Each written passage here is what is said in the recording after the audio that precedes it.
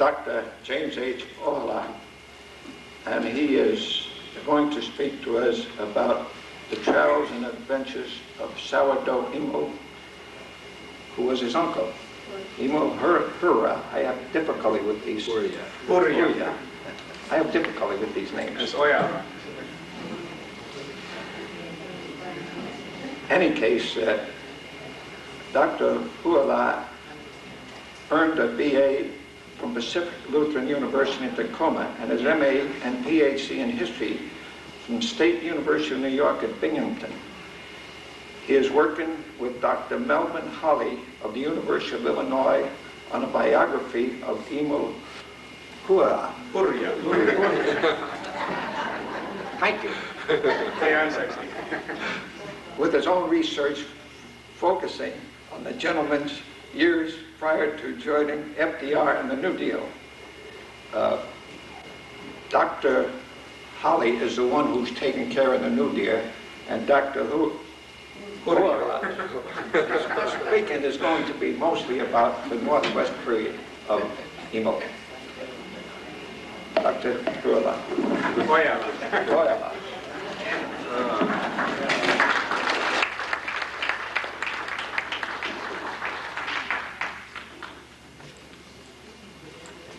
I have to raise it. I'm not shorter than Jim is. I'll try to.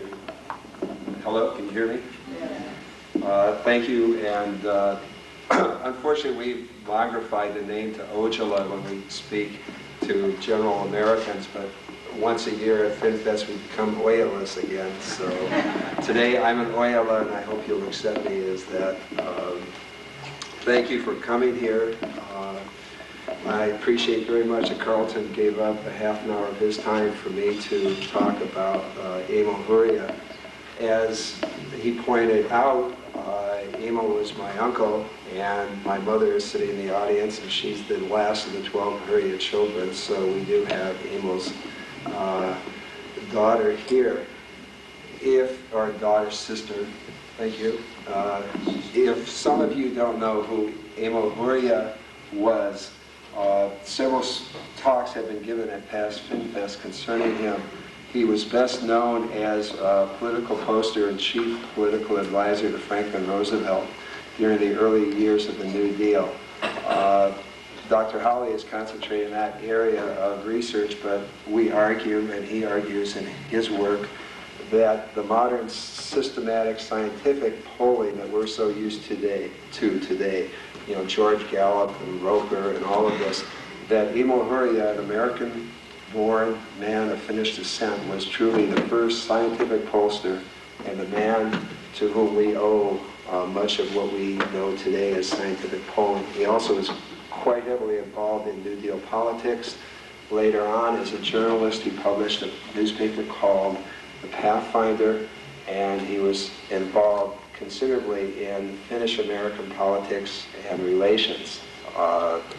Hurja worked with Herbert Hoover, and the two of them headed the Finnish-American Relief Committee in 1939 during the Winter War with Russia.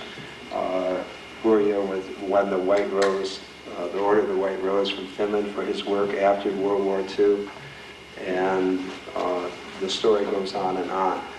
What I want to talk about is a theme that actually fits in rather nicely with the theme of Finnfest this year. Finnfest this year is to be about Finns in the Pacific Northwest. Well, Emil was born in the Upper Peninsula of Michigan, but he spent many of his early years and his formative years as a young adult and man here in the Pacific Northwest, and actually right here on the campus at the University of Washington and here in Seattle. So the story of Emil Hurja is the story of the Pacific Northwest in the first 2 or 3 decades of this century. And every hall here on campus, from Meany Hall to Kane Hall to the Suzzallo Library, every one of those halls is named after an individual who was a close friend of Hurja's, with whom Hurja worked, who were mentors of Hurja, and his story as an American Finn and as a successful Finn, which is the topic of our conversations here today. All of that entails the buildings and the people and the actual physical presence of this university. So without too much further ado, to bring up several points about Kneebom, which tie in directly to Emil Hurja. Kneebom spent much of his years or many of his years in Alaska. And Alaska, as he pointed out, was Russia's last frontier. Russia was moving east. They had a giant continent to conquer, and much of their history was the conquest of that frontier. On the other hand, the United States was moving west, and much of American history was the story of the conquest of the American frontier going west. And east and west, east is east and west is never the twain shall meet, the story goes. But for the United States and for Russia, the two met in Alaska. And Alaska, we know of it even today as the last frontier. It was the last frontier in America, both physically and in terms of the exploitation of natural resources and the development of an economy. And the story of Emil Hurja is the story of an American-born Finn whose grandparents, or whose parents, my grandparents, came from Finland over 100 years ago, and they sought a new opportunity. And there are many debates over what a frontier is and what it means in American history, but America has always been, both in, sometimes in fact, but often in fiction and legend, a land of opportunity where there's always a new frontier, some place where you can go and experience new things. There's always hope that you're going to strike it rich by finding gold and finding copper, or finding a rich farm to plow and make your own. The frontier has always been an important part of American history, and Emil Hurja, as I am a historian, I'm in business, but for years I studied history, and as I studied Emil's life, I found that his life involved close association with some of the leading historians as such in American history, some of whom were here at the University of Washington, but all of whom were concerned with the whole concept of frontier and the concept of what opportunity there was in the United States and how people were going to take advantage of it. So as I delved into the early years of Emil's life, which he was born in 1892, I found that his life, both in fact with the personal connections with historians and researchers and thinkers, philosophers in the United States who were forming our understanding of our own history, plus his own personal history, the two intertwine. And his life, as I see it, and as Melvin Holly and I are describing it, is really an unfolding of the American dream, an unfolding of the pursuit of a new frontier, a new opportunity, and really, as we argue, it's a continuation of what researchers refer to as America fever, that force that drove his parents from Finland to come to the United States to seek new opportunity. His life was an endless pursuit of that same opportunity. And I will try to, I have notes here, I don't think I've looked at them once yet, so we'll just try to delve into these and read a few quotes so that I don't forget all the points I wanted to make. I should say that Emil's parents, Hurja, his father was born Matti Pitkäkangas in Evijärvi in Finland. And my mother's grimacing because I probably mispronounced the name, but I was never a very good son. The interesting thing about the family name, if any of you know what Hurja means, loosely it means crazy or local or wild or happy-go-lucky. And literally translated, the name Pitkäkangas or Pitkäkangas would be Longfield. Now, when Americans or Finns came to the United States, they frequently changed their name, or they anglicized their name. Well, it's indicative of the family and of Emil and his attitude toward life, that his father, when he came over here, did not decide to become a Longfield. There's a story behind it. In Evijärvi, as a youth growing up, Matti Pitkäkangas was a very wild person, and he was frequently in fights and did crazy things, and he was even well known for his ability to fight with the puukko, the Finnish knife. Raised a lot of hell. Anyway, he was given the nickname in Finland of Hurja Matti, which is literally crazy Matthew or crazy Matt. When he came to the United States, this is how the man thinks, I think it's a family trait. He decided in his new land he had to have a new name, so he named himself not Matthew Pitcacongus or Matthew Longfield. He became Matt Hurja, which is literally Matt Crazy or Matt Wild. Now, our family also had our own versions of it. One branch of the family says that Hurja means happy-go-lucky. Our side of the family, I was always told that it meant somebody that was strong and had a great deal of strength and power and was able to stand up against all odds, you know, good old-fashioned Caesar, you know. So whatever it was, Matt Hurja, when he came to the United States, had a name to which he and his offspring had to live up, and Emil did a good job of that. Hurja, the father of Matt Hurja, settled in Crystal Falls in the Upper Peninsula of Michigan and worked as an iron ore miner. About his 100 years ago, 11th of November 1889, he married my grandmother, who came over from Uvescula, and the two of them married on the, had 2 children. Actually, they had 12 children, but the second-born child was Emil, born on 22nd of January, 1892.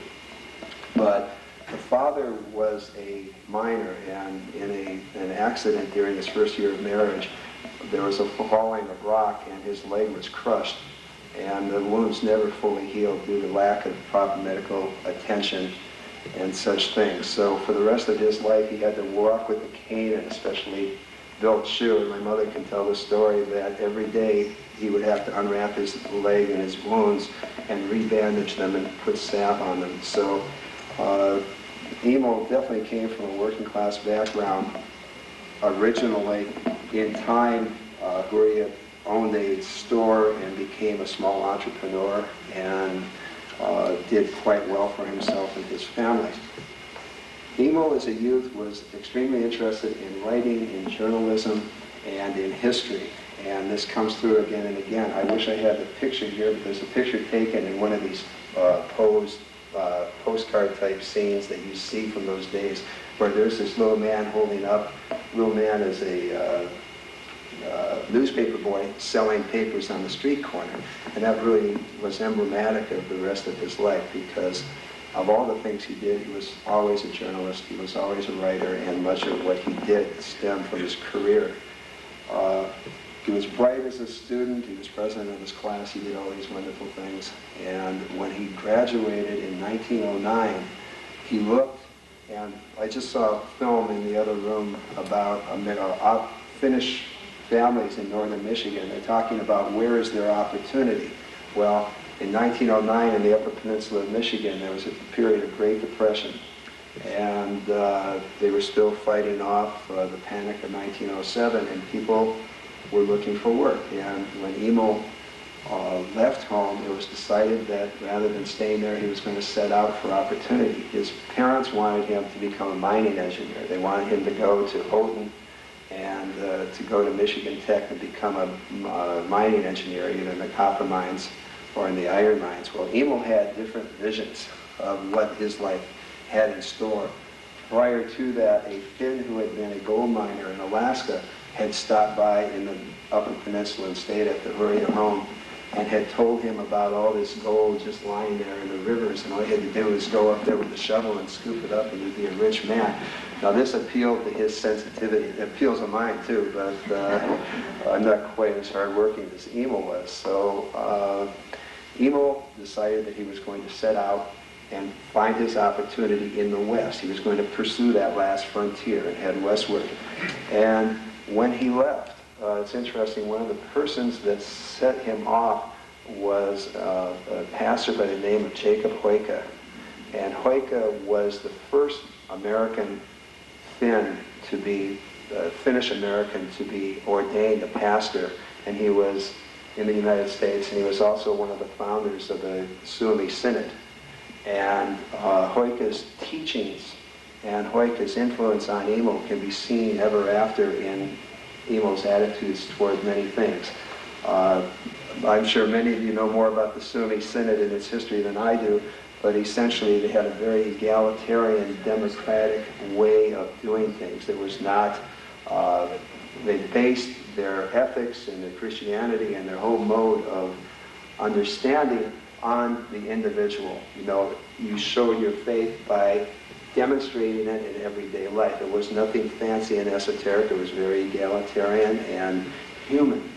And Emil, if nothing else, through the remainder of his years, despite many turmoils and many challenges, never got away from that essential, basic view of life and its meaning and how he related to people, how he evaluated what was valuable to him. So we're talking about Finns in the Pacific Northwest. We're talking about Emil Hurja. Emil Hurja was emphatically a Finn. He grew up in a strong Finnish environment. He spoke Finnish at home before he learned English. When he was going to school, there's a tape from Radio Helsinki from 1936, which I neglected to bring today. But it's an interview with him, and they ask him, how come you speak such fine English? And he mournfully laments that during the summer, when all of his friends got up to go out and hunt and fish and play, he had to go to the Finn Hall in the Finn Church and learn Finnish. There was a tremendous emphasis on education and knowledge, which he was forced to pursue, and I don't think he ever really regretted it. But again, when we talk about Finnish heritage and our background, the Finns 100 years ago had perhaps the highest literacy rate of any country in the world. Even then it was 98%. And even then the emphasis was on training and knowledge at home. And it started at home. He was encouraged to read, he was encouraged to love knowledge, and he always pursued it. He was also encouraged to be a Hurja and be crazy, which I hope some of the stories I'll tell will emphasize. When he left northern Michigan, he followed kind of a Finnish route. He went to Ironwood, Michigan for a short while, decided that wasn't for him, moved on to Duluth, where there were Finnish settlements in Ironwood, there were Finnish settlements in Duluth. When he left Duluth, his route took him to Butte, Montana, and as he left from that whole period for several years, he lived the life of a vagabond hobo. He literally hopped freight trains, crossed the country. He talks about living in hobo jungles, and this is a different kind of life than what we might think of. In that day, many Finns were part of a transitory migratory workforce which followed jobs and opportunities wherever they might lead.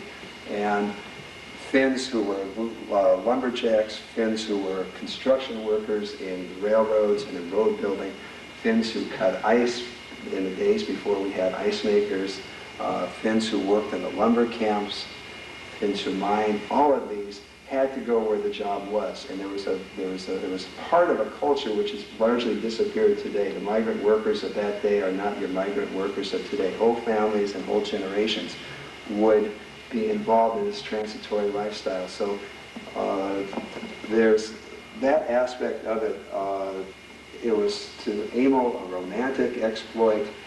In later years, when he talked to Fortune magazine and Time magazine, and they featured him in stories, he talked about it as one of those warm and compassionate times of his life. He would brag about wolfing mulligans with the denizens down by the local railroad track. Well, he got to Butte, Montana, and Butte, Montana, part of the Pacific Northwest, I think. He settled in for about 1 year and worked as a grocery delivery boy. There, he lived in a Finnish community. This community was in a state of unrest because of workers' disputes and labor disputes with the mines there. But a pattern began in Butte, Montana, which was to continue throughout Emil's life, and that was his ability to connect, or I guess today we would say interface with, or network with people of power. And in Butte, Montana, he formed, as a teenager, strong political connections with some of the major politicians of that day who were to help him in his later years when he rose to power under Roosevelt. Now, some of you will recognize these names. He became very close friends with Burton K. Wheeler, who was the senator from Montana, ran for president in 1924 with Bob La Follette on the Progressive Party label, did many interesting things. Hurja became a friend of his in 1909 in Butte, Montana. Tom Walsh, who was a senator who led the Teapot Dome scandal investigation, was a friend of Hurja's. Jeanette Rankin, the first woman to serve in the U.S. House of Representatives, was known to Emil through Butte, Montana, and also through the University of Washington, where she was once a student. One last name, Frank Walker, who became Postmaster General after Jim Farley died. Frank Walker from Butte, Montana. Hurja met him there. Whatever he did, wherever he went, he always seemed to have this ability to not burn his bridges and to continue on that connection and make use of it. And a Finnish friend of mine said that that's a good Finnish trait because Finland, in order to survive, has had to live between the Swedes and the Russians for so many years that you can get along with anyone. Well, whether that's true or not, whether that applies, Hurja's skills as a politician were based on ability to work with all sides of many issues. From Montana, he came on to Washington State. He lived in Yakima. He worked in the post office in 1909. He decided he was going to go north to Alaska. And what set him off, or actually it was 1910, but what set him off was he came here to Seattle during the Alaska-Yukon Pacific Exposition, which was here on the University of Washington. And the spatial layout of this campus is largely derived from the plans from the Alaska-Yukon Pacific Exposition. And the theme of the exposition was the endless frontier. It was celebration of Alaska as America's last frontier. They added on the name Pacific at the end as an afterthought because Seattle was to be the gateway to the opportunities in the Pacific Rim. And 80 years ago, they were talking about the Pacific Rim almost in as much fervor as we talk about it today. So Seattle was a gateway to these frontiers, and off Emil went. He ended up in Alaska. He was an editor for the Fairbanks Times, and this is at age 20. He still hasn't gone to college. He doesn't have a formal degree beyond his high school diploma, but somehow he managed to become city editor for the Fairbanks Times. During this period, Alaska was reaching maturity in terms of its exploitation of its gold and its resources.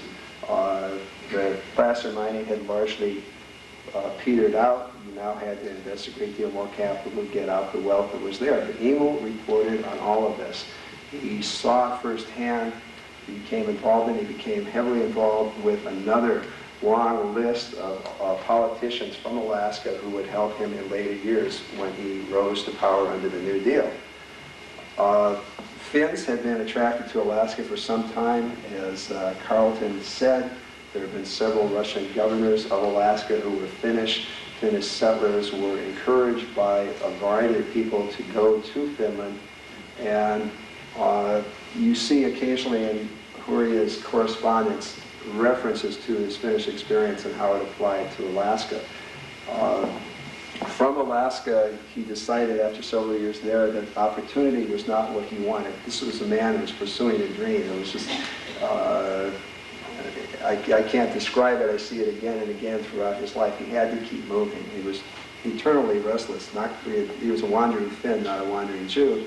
But he decided it was time to go to school. So he went to the University of Washington. He came here in 1913 at a time when the school was in tumult. There are meetings going on today at Kane Hall. Thomas Kane was the president of the university and was thrown out of the university as president by the Board of Regents, just as Hurja arrived. Sourdough, who became president of the library is named after, succeeded him 2 years later. Emil, why this ties into Emil more than just that he was a student here, that he became, when he returned to Seattle, a reporter for the Seattle Post-Intelligencer. And he worked his way through college. He was not on a scholarship. He worked as a journalist and a writer for the Seattle PI, and eventually he edited the campus newspaper here, the Daily. And he wrote and he covered daily, every day, the events here at the University of Washington and the events surrounding Alaska's relations with Seattle and the Pacific Northwest. So when you talk about the history of the campus here at the University of Washington, you're talking about Emil because he was there. Important thing to know about Washington at that time is that it was reflective of the Pacific Northwest in that it was a very wide open institution. It was considered at that time to be the most liberal and progressive university in the country, and it was the 10th largest school in the country. Today, the school still has a legacy and a reputation as a fine academic institution, but this started back in the first 2 decades of this century. Emil was a product of that. Emil is best known, by historians at least, for the work he did as a political pollster. What was unique about what he was doing as a pollster is he systematically applied statistics and mathematical principles and scientific principles to the study of human phenomena, both vote patterns, behavior patterns, what you're going to do, how you're going to do it. There have always been polls. People have always wondered how things happen, but it had never been done in a systematic, rigorous way. Well, here at the University of Washington, Emil combined several different elements. First of all, the faculty here includes some of the leading social scientists in the United States, a man named James Allen Smith in political science, a literature man by the name of Vernon Lewis Carrington. Carrington Hall is named after him. And then another man who came here and lectured 75 years ago today, a man named Frederick Jackson Turner, who's probably the best known historian, a historical name the first half of this century for actual practicing historians. They all taught him to think in new ways, to use new ideas. And Emil pursued this in a great way. I have a quote here, and this captures, I'm going to run out of time, and I'm not going to be able to tell you 1/3 of what I would like to say. But this, to me, is the credo that Emil marched by when he pursued things through life. It was at the commencement address in 1914 that Frederick Jackson Turner spoke these words. And if you take these words and apply them to Emil's life, I think you have a model.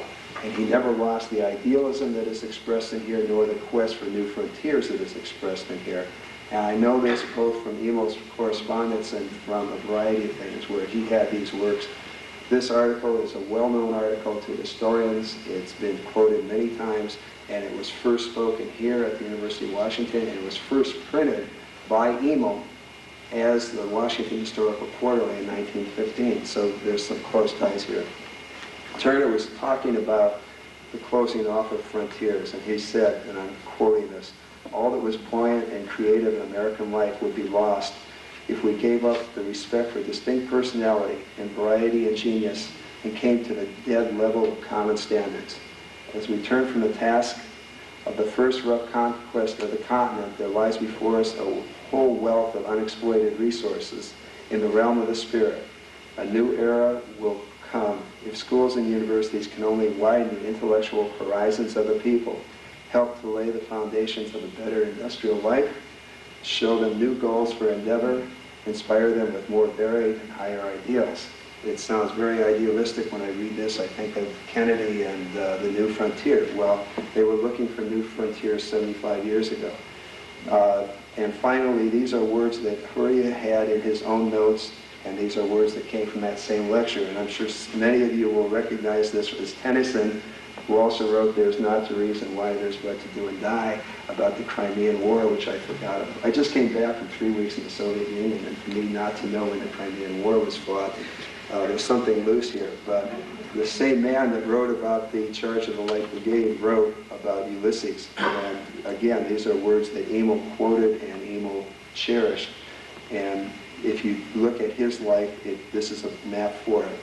It says, "I am become a name, for always roaming with a hungry heart. Much have I seen and known.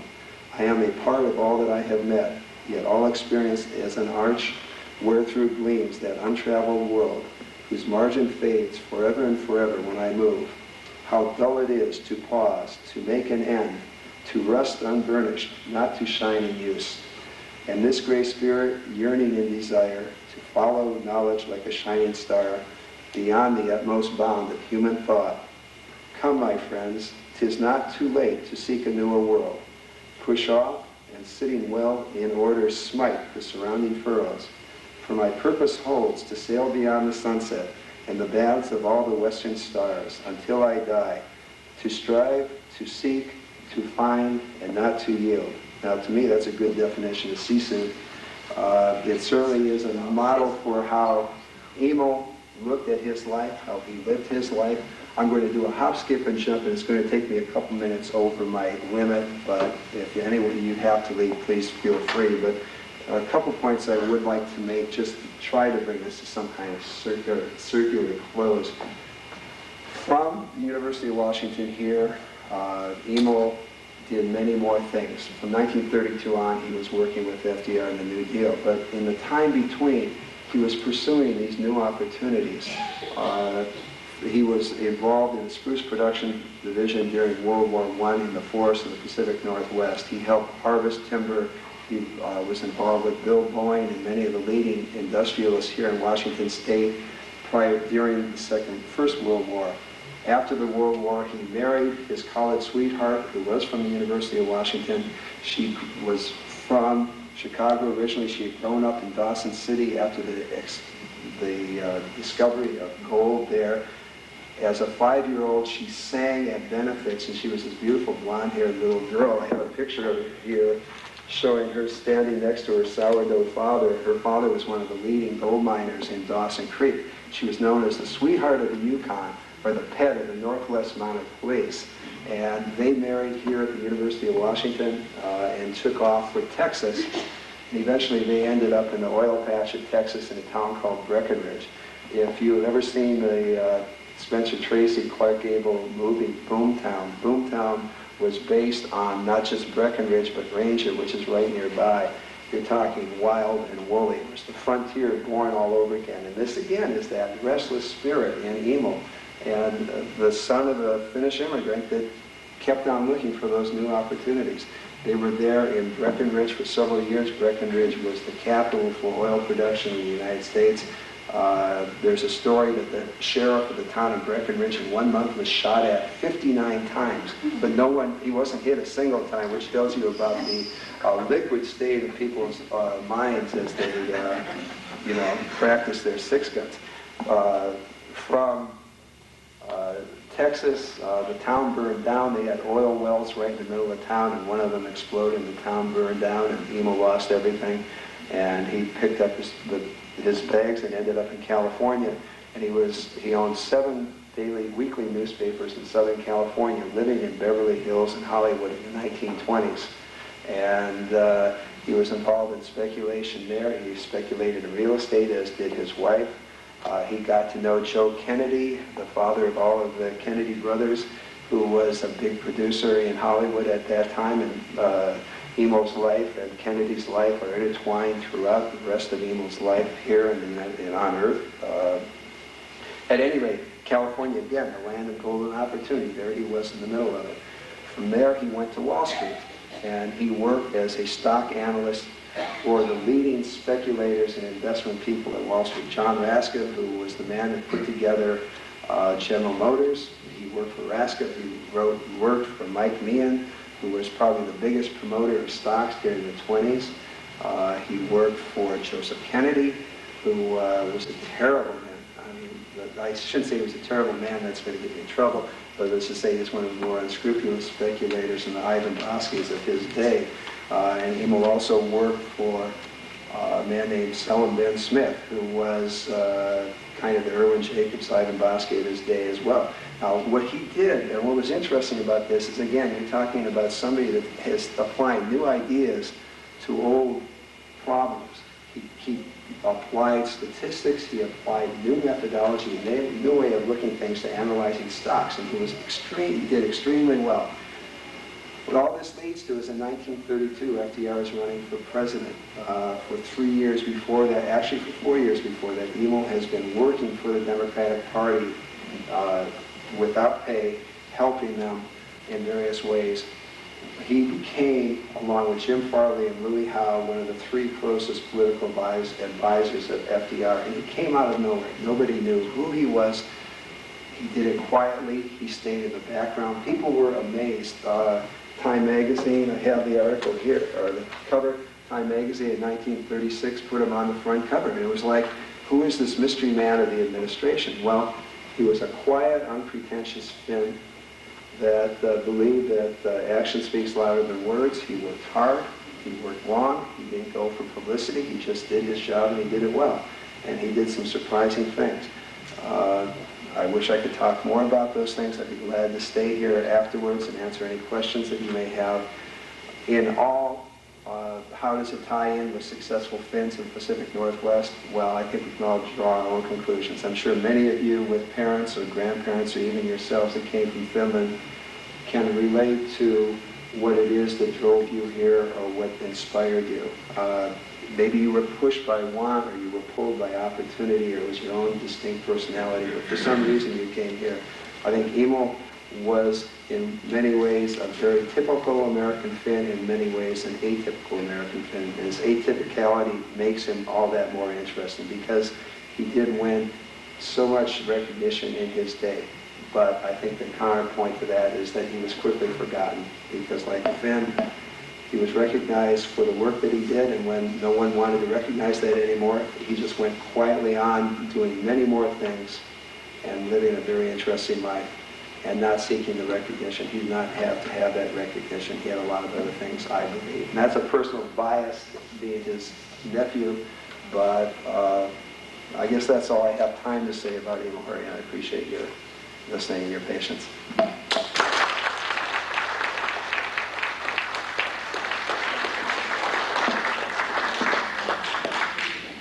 That does conclude our talk by both speakers, but both of them are available to you. Please take advantage of them.